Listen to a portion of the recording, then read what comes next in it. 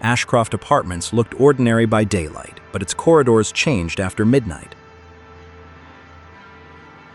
Ethan Vale began another overnight maintenance shift beneath gathering storm clouds. Elderly Mrs.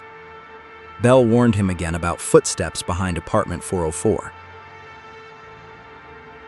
Official floor plans skipped directly from apartment 403 to apartment 405. Residents sometimes heard a telephone ringing inside the missing space at night. Ethan blamed old pipes, loose walls, and the building's exhausted wiring system.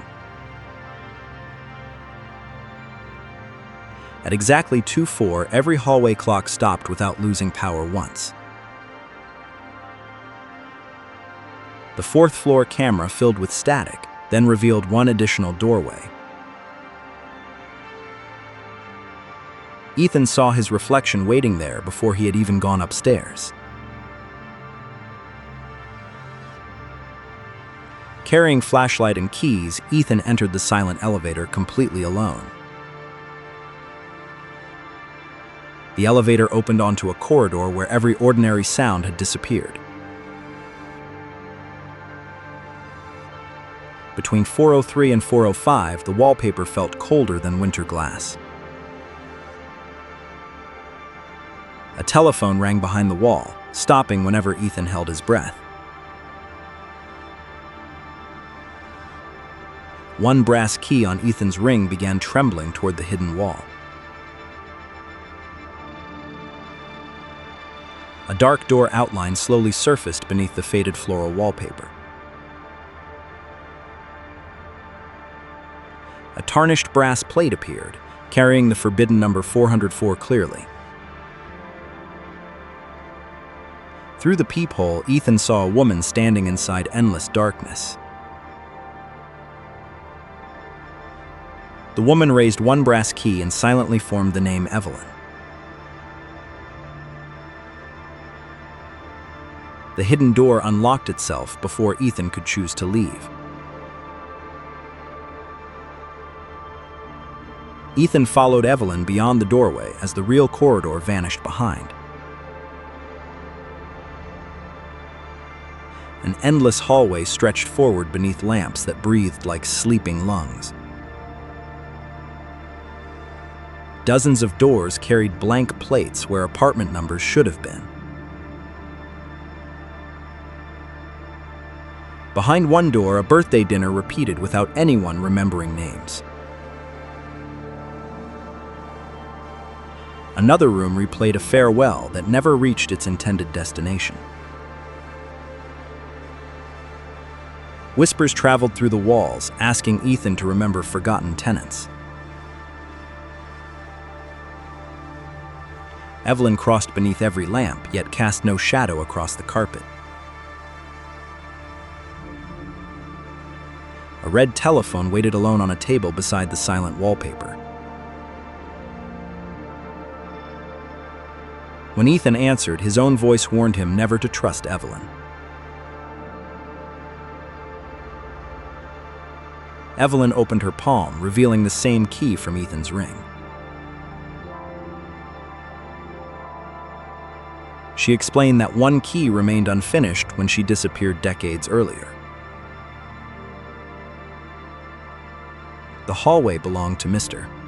Gray, a landlord without any human face. Mr. Gray recorded every tenant inside a black leather ledger nightly. Whenever a name faded outside, its apartment entered this hidden corridor. Evelyn discovered the ledger, so Gray removed her from every living memory. Apartment 404 preserved Evelyn's final night at exactly 2:04, forever unchanged. At the corridor's end, a new blank door slowly formed for Ethan. Ethan's reflection appeared inside that room, knocking from the opposite side. Evelyn said 4 service bell rings could reopen the real fourth-floor corridor. The unfinished key must unlock mailbox 404 before the fourth ring ended. To finish it, they needed Gray's original tenant file from archives. The staircase descended farther than Ashcroft's 12 floors could ever contain. Below waited an archive packed with ledgers, keys, and forgotten photographs. Ethan found Evelyn's file, but every page showed another woman's portrait. Only one photograph showed Evelyn beside mailbox 404 holding the unfinished key. Ethan copied the missing pattern onto brass using his maintenance tool. Every ledger opened at once as Mr. Gray entered the archive. Gray's ledger pulled Evelyn's name from the photograph into its pages. Without her name, Evelyn began dissolving into pale dust and rain. Ethan quickly seized the ledger page carrying Evelyn's nearly vanished name. The archive lights failed, and Gray appeared closer after every returning flash. Ethan and Evelyn fled between shelves while forgotten photographs whispered behind them. Every exit became another archive doorway whenever Ethan reached for its handle. Evelyn spotted a real exit reflected inside a cracked standing mirror. They entered the mirror's doorway, while Gray remained trapped outside its reflection. The mirror opened into a forgotten office containing Ashcroft's brass service bell.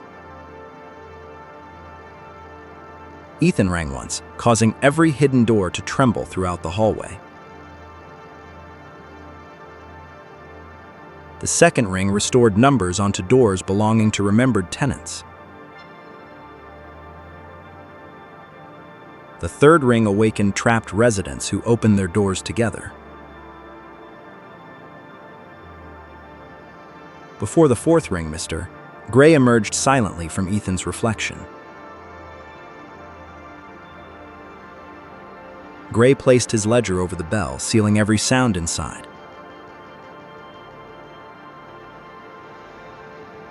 Freed residents surrounded Gray, repeating their own names until walls shook. Ethan pressed Evelyn's torn ledger page against the completed brass key. The finished key unlocked Gray's ledger, releasing names trapped across generations. Without stolen names, the endless hallway folded inward like collapsing paper. Ethan and Evelyn ran toward apartment 404 as walls closed behind. Inside 404, every frozen clock restarted and pointed toward the lobby. The apartment door opened directly into Ashcroft's empty lobby before dawn. A new mailbox labeled 404 appeared between the old brass compartments. Ethan turned the key as Evelyn rang the fourth service bell.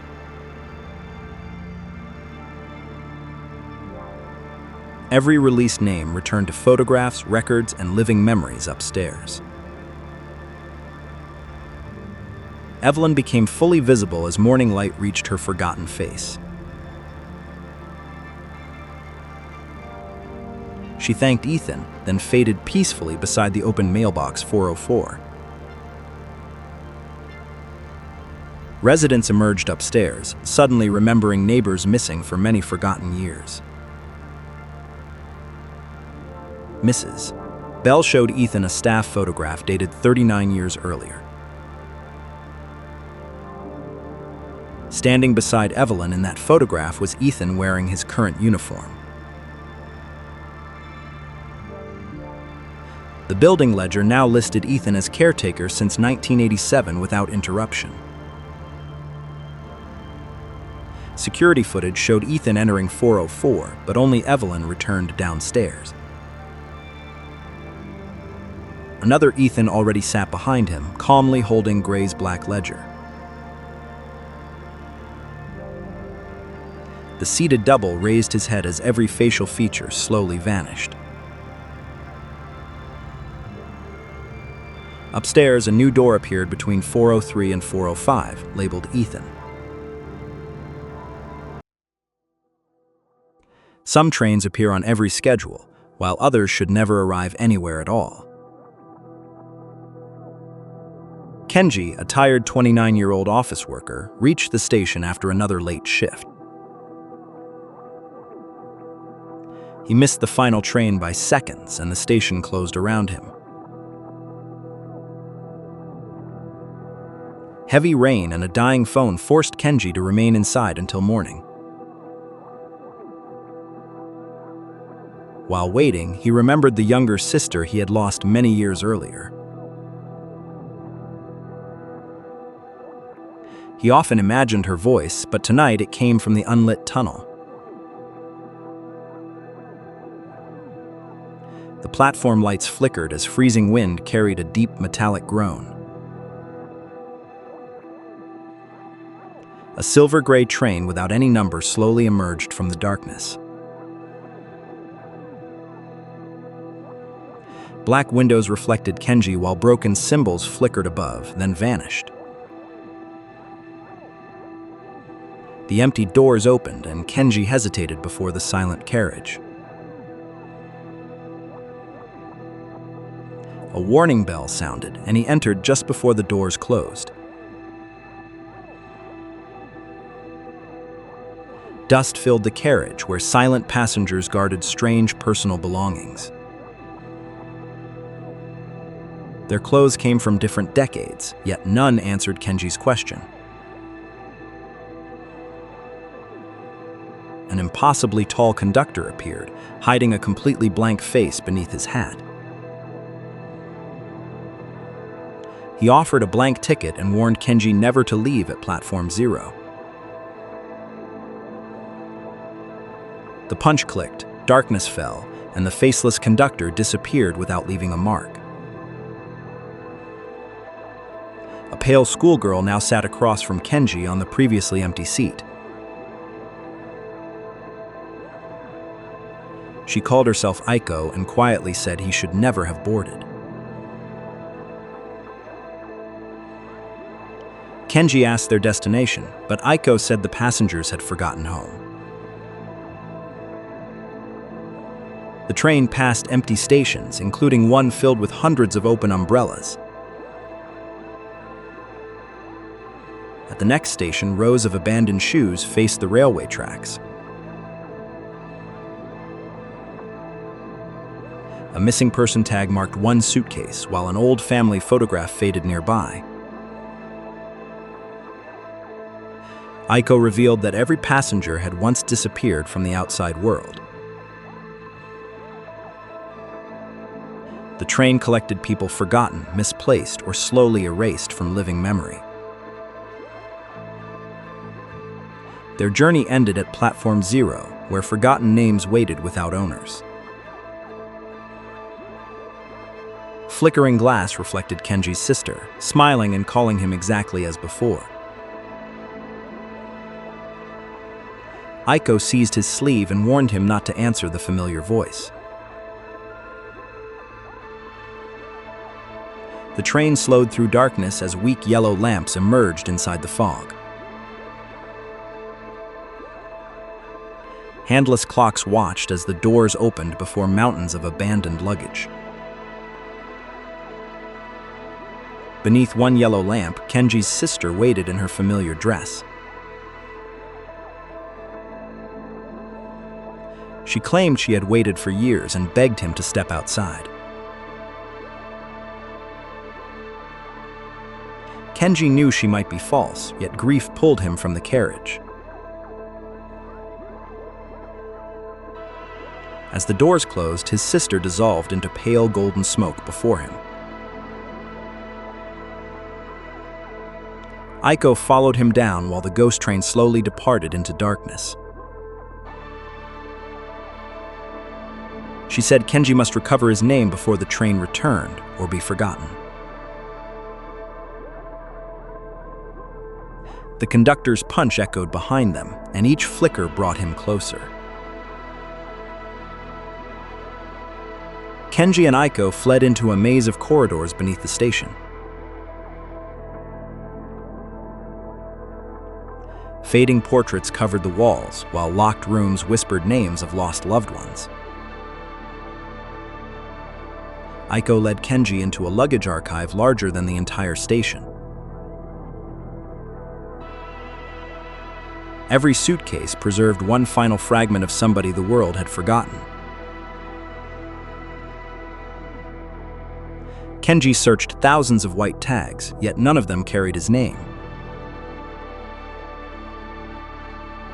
While they searched, Aiko remembered running away from home after an argument. Her family vanished from reach, and Platform Zero completed the world's forgetting. Slow footsteps entered the archive, and each blackout placed the conductor nearer. Aiko pulled Kenji through a narrow passage toward a wall of hanging tags. Among thousands of old labels, a newly written tag bearing Kenji's name glowed. Kenji tore it free, and the entire underground station began violently shaking. From the darkness, the ticket punch snapped repeatedly like a merciless countdown. Aiko led Kenji through a service tunnel lined with pulsing red lights. The conductor stopped walking and appeared beneath each light whenever darkness passed. They reached an abandoned control room and saw the ghost train returning. The platform gate remained locked, and the ancient control panel was completely dead. Aiko touched the panel and awakened it using her final surviving memory. The gate opened, but Aiko's transparent body began fading faster than before. Kenji held her hand and begged her to leave the station with him.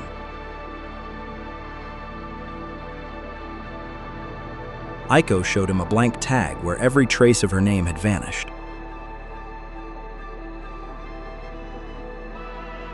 She could not leave because the outside world had forgotten her too completely.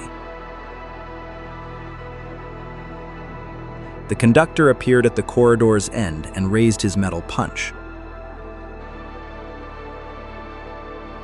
Aiko pushed Kenji through the gate, then locked herself on the other side. Smiling for the first time, she asked Kenji to remember her name.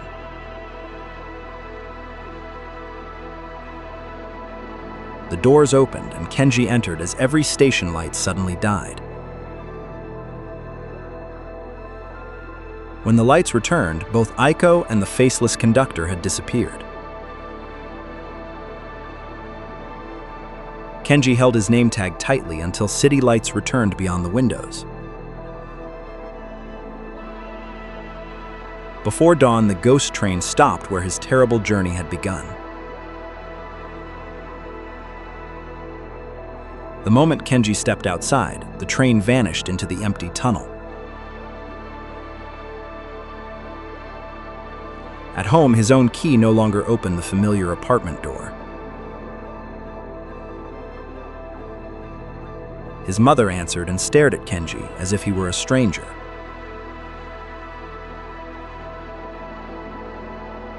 At work, his identification failed, and another employee occupied his desk. Nobody remembered Kenji or believed he had ever worked there beside them. Every family photograph on his phone had completely erased Kenji from the image. Only one childhood picture remained, with Aiko now standing behind the siblings. That evening, Kenji returned to the station seeking proof of the impossible journey. Near the closed platform, he discovered a wall covered with missing person photographs. A new photograph showed Kenji wearing the same coat and scarf from last night. Beneath it appeared his disappearance date, although he stood directly before the board. From the tunnel, metallic wheels began echoing through the station once again. The lights flickered, and a young woman's voice softly whispered Kenji's name. This time, he immediately knew the voice did not belong to his sister. Aiko called from behind the black window of the returning ghost train. In her pale hand, a white ticket now clearly carried Kenji's name. Across the world, people have always told stories about spirits, shadows, and things that refuse to disappear. Some legends are born from grief, while others grow from fear.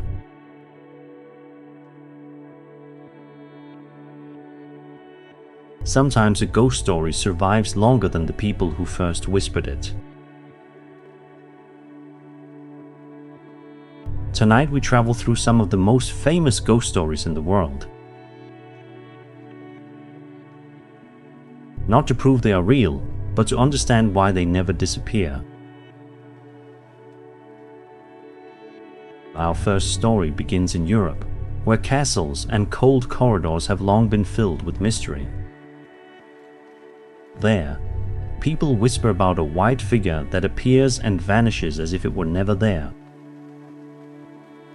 It's the legend of the White Lady, one of Europe's most famous ghosts. From France to Germany and beyond, the figure appears in many different versions. Yet they almost always share the same themes: sorrow, waiting, and a silent warning. Many versions say the White Lady is the spirit of a woman who died in grief. Some say she was betrayed, some say she lost the one she loved, and others say she was trapped inside the castle. People believe she often appeared before major family tragedies or dramatic events. That is why the White Lady became more than a ghost, she became an omen. Whether real or not, her presence made every castle corridor feel more haunted. Leaving Europe, we travel to Mexico, where a cry in the night has haunted generations. They call her La Llorona, the weeping woman.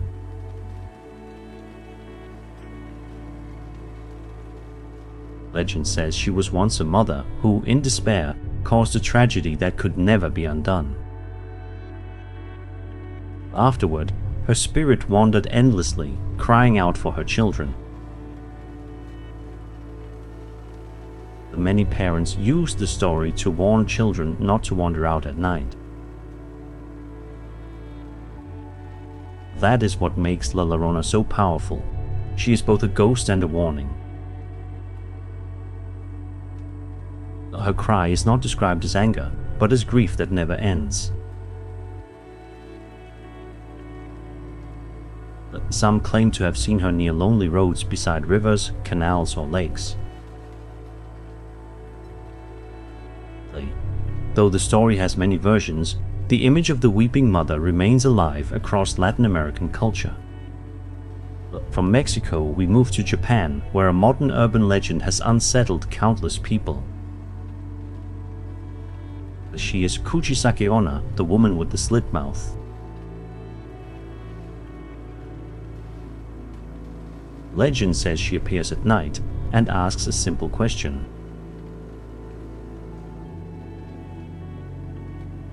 Am I beautiful is the question that begins the horror.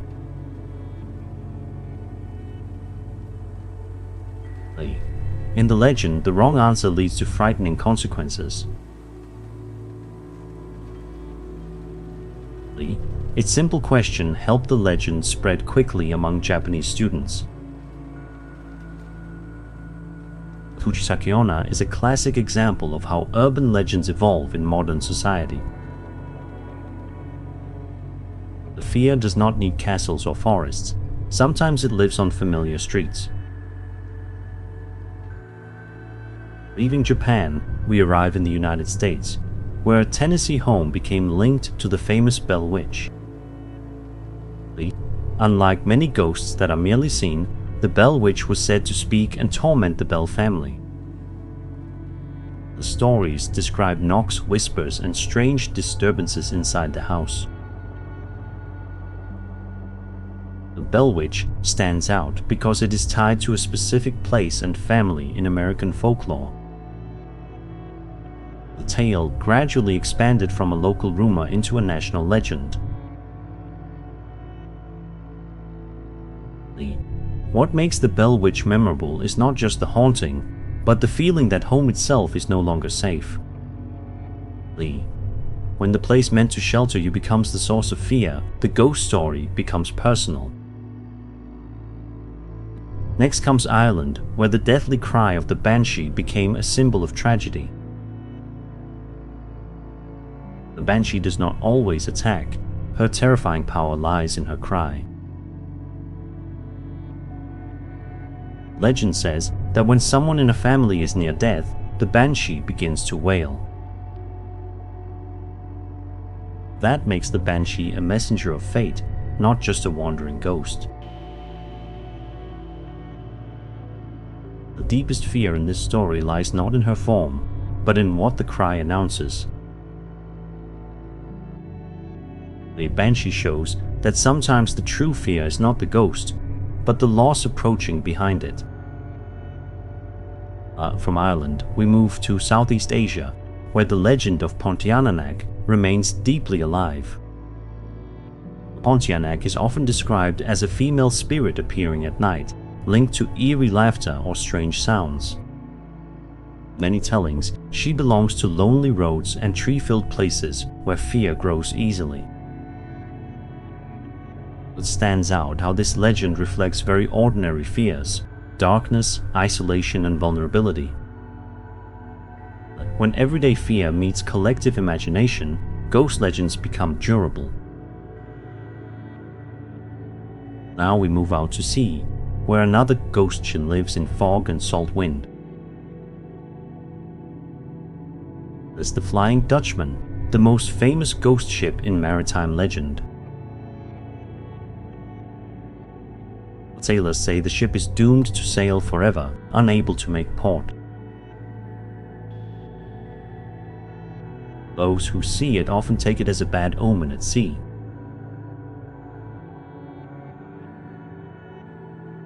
Unlike ghosts tied to homes or families, the Flying Dutchman belongs to the fear of the sea.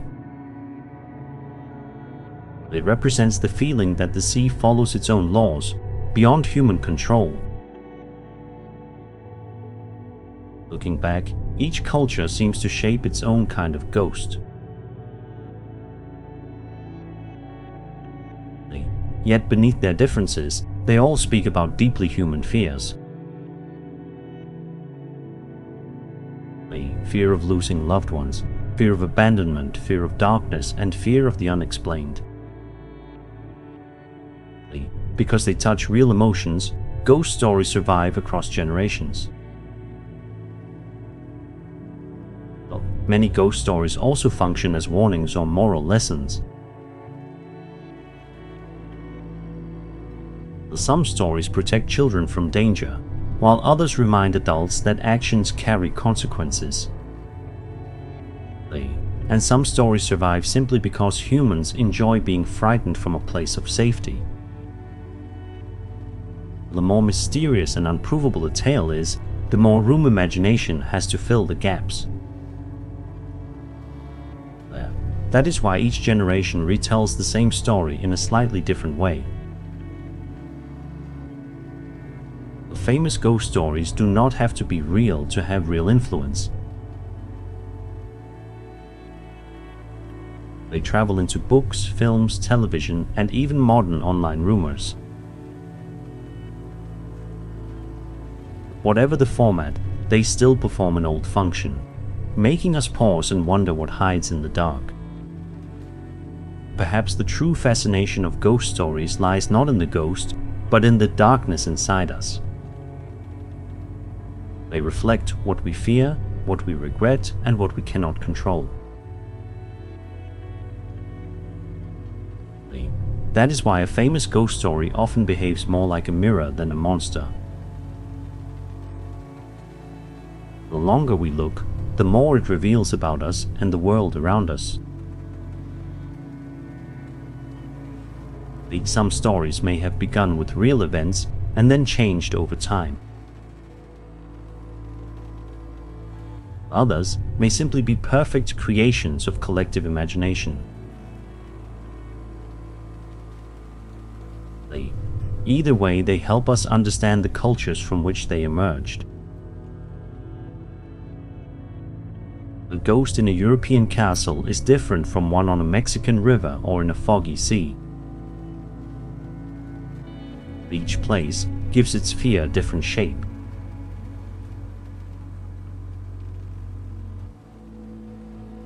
And perhaps that is why ghost stories never truly disappear.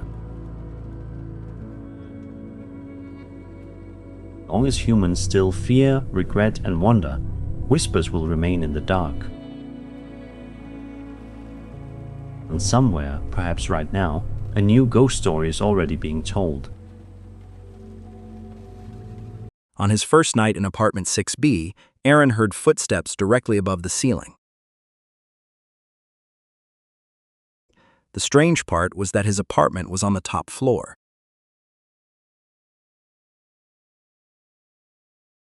The footsteps crossed from the living room to the bedroom, then stopped directly above him.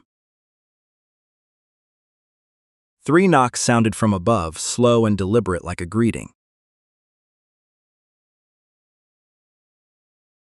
Aaron knocked back once, hoping to prove it was only old plumbing.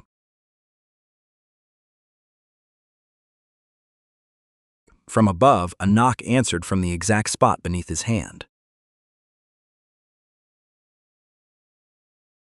The next morning, the manager said the roof held only water tanks and vents. But when Aaron mentioned the knocking, Mr.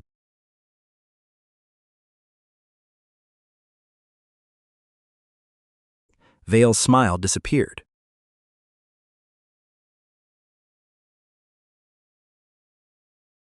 He warned Aaron never to open his apartment door after 3 in the morning.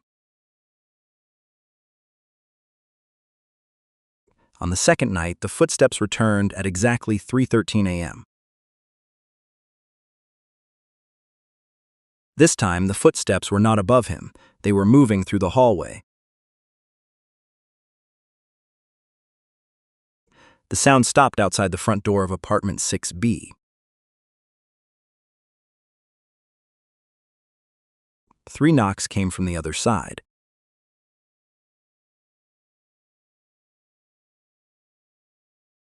Then a child's voice called Aaron by name.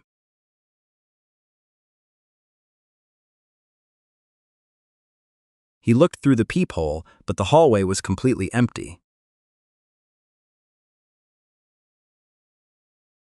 When he turned around, an old envelope lay in the middle of the living room.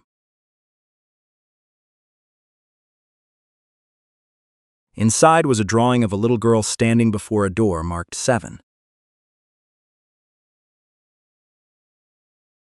In the corner was a clock without hands and 3 small circles. Aaron decided to inspect the emergency stairs before sunrise.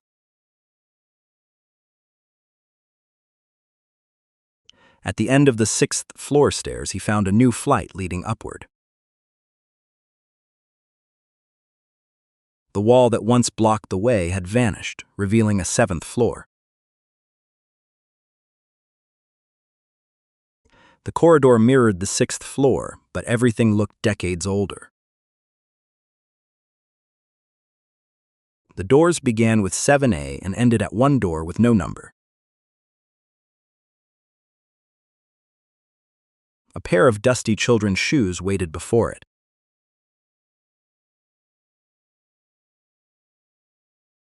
Three knocks came from inside, identical to those above his ceiling. A girl named Mina appeared behind him at the far end of the corridor.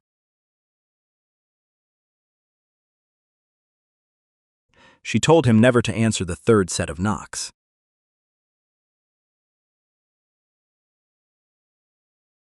According to Mina, the seventh floor appears only to people the building is about to forget. The unnumbered door was where the building kept everyone it had erased. To survive, Aaron had to leave the seventh floor before the clock reached 3:13 again.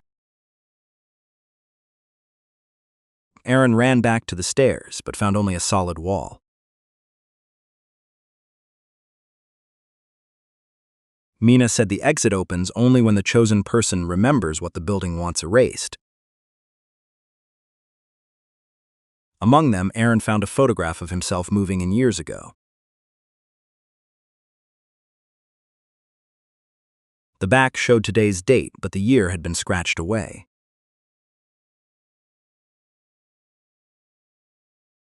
Vale appeared at the far end carrying a ring of black keys. He said the building needed one living person to keep the seventh floor alive. Mina had been the previous keeper until Aaron was chosen. If Aaron stayed, Mina would be returned to the world.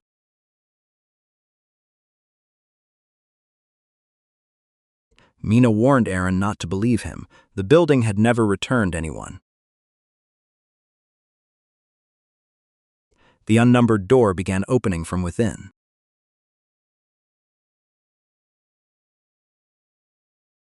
Beyond it was not a room, but countless apartments stacked inside one another. Each apartment held a tenant erased from the world's memory.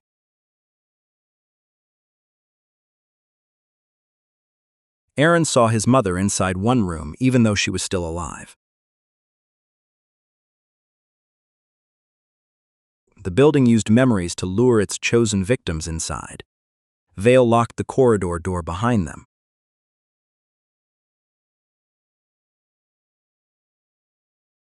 Aaron remembered the first knock and realized it came from his future self. If trapped, he would become the source of every footstep he had heard. The only way to break the loop was to create a sound that had never happened. Aaron pulled an ancient fire alarm mounted on the seventh floor wall. The alarm rang and the entire corridor began to shake.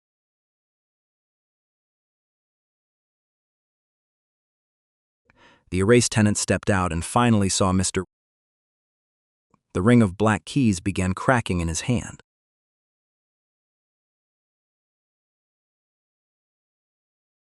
Mina led Aaron through the corridor as the stairwell wall reopened.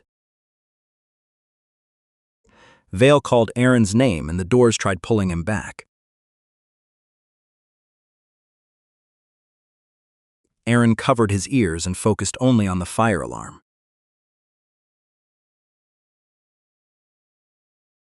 Mina stopped at the final step of the seventh floor.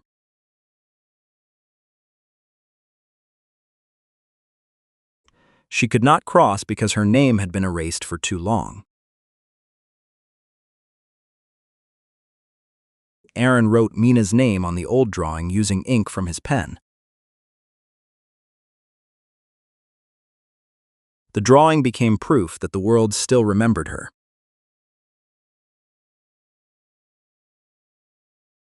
Together they crossed before the seventh floor collapsed.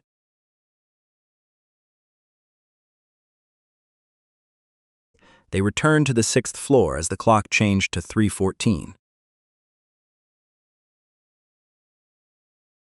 Mina now looked like an ordinary girl, no longer transparent.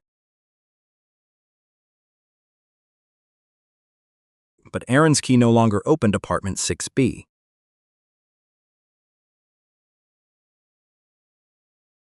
Another family was sleeping inside. Vale had vanished from the manager's desk.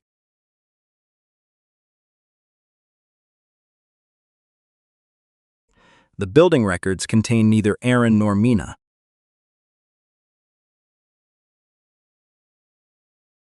They left the building before dawn and never returned.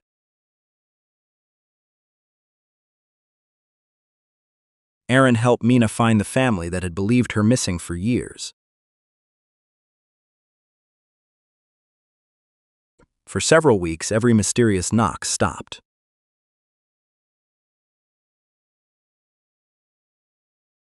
Then one night, Aaron heard 3 knocks from inside the wardrobe.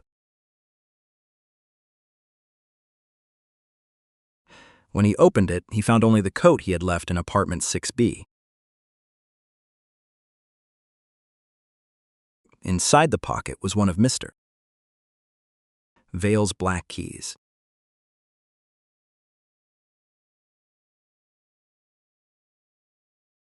The key turned by itself and pointed toward the wall.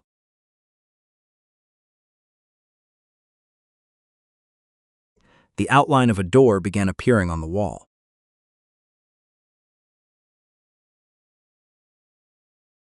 Behind it was the 7th floor corridor, now completely empty. At the far end, the new manager's plaque showed Aaron's face.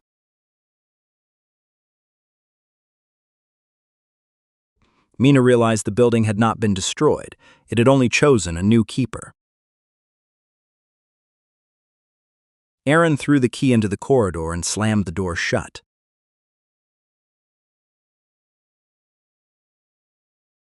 But the next morning, the same key was back in his pocket.